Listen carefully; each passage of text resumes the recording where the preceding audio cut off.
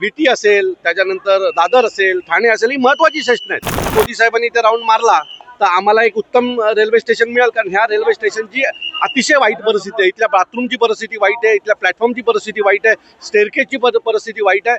अतिशय वाईट परिस्थितीमध्ये इथले रेल्वे प्रवासी प्रवास करतात, जीव मुठीत घेऊन प्रवास करतात. हे पहिलं स्टेशन आहे या भारतीय रेल्वे इतिहासातलं, शेवटचं होऊन देऊ नका. दिवसापूर्वी माझ्या फेसबुकला एका महिलेने कमेंट केली होती की प्रचंड पाऊस आहे आणि प्लॅटफॉर्म नंबर 5ला ज्या वेळेला ट्रेन पकडतो किंवा ट्रेनमधनं उतरतो त्यावेळेला वरती शेडत नाही आहे आणि त्यामुळे महिलांना भिजत घरी भिजावं लागतं.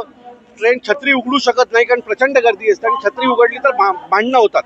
तो म्हणून आम्ही काल पाहणी दौरा केला तर आम्हाला निदर्शनात आलं. आज तुम्हाला यासाठीच बोलवलंय की जर पावसाळा समोर आलेला आहे, पाऊस सुरू झालेला आहे आणि जर ठाणा स्टेशनचं महत्त्वाचं स्टेशन आहे, तिथे जवळजवळ तुम्ही जर बघाल तर जवळजवळ 300-400 मीटर इकडे आणि इकडे कुठल्याही प्रकारची शेड नाही.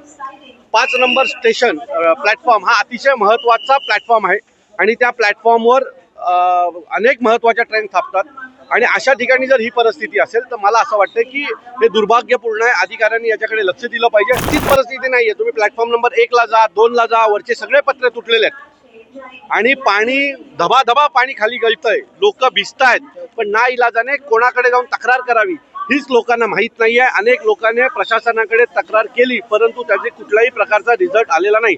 तुम्ही जर इथं पुढे गेलात तर एका ठिकाणी तर अशी परिस्थिती आहे की 2 पत्रे एका तारेने बांधलेत. उद्या जर मोठं वादळ आलं आणि ते जर पत्रे उडून गेले तर मला असं वाटतं की खूप मोठा अपघात ठाणा स्टेशनला होऊ शकतो. एखाद्या चालू ट्रेनवर ते पत्रे गेले तर तुम्ही काय करणार आहात?